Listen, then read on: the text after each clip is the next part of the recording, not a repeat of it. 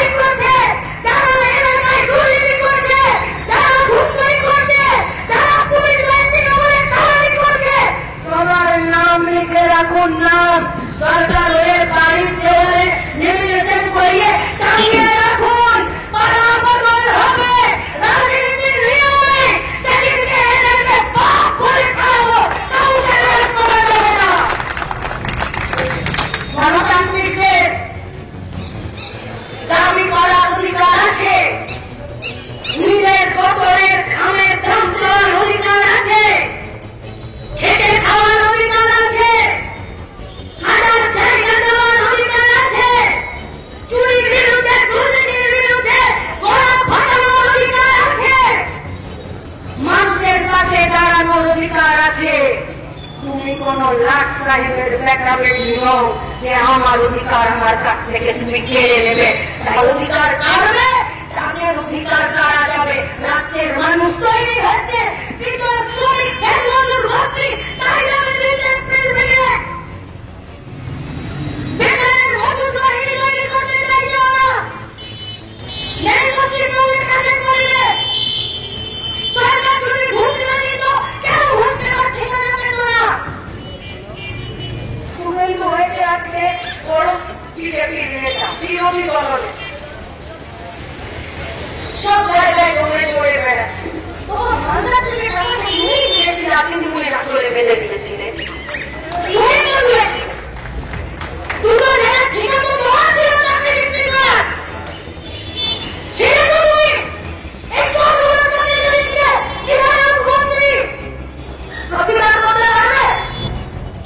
আজকে তুমি পশ্চিমবঙ্গের বিধানসভার বিরোধী দলনেতা বাইরে এসে ফসল করে রাখতে পারো খুব সময় ভিতরে দিয়ে তোমাকে কিনে দিয়েছে দিয়ে চুপ করে থাকা যেখানে টাকা আমরা সেখানে আসছে না ছিল তো তোমার দলের মুখোমুখি ছিল তো তোমার দলে উত্তর দিনাজপুরে রাজধানীর চেষ্টা করেনি ছিল তো তোমাদের পদ্মপুরে ভোটে নেতা দুজনে মিলে ছিল তোমরা বিধানসভার ভেতরে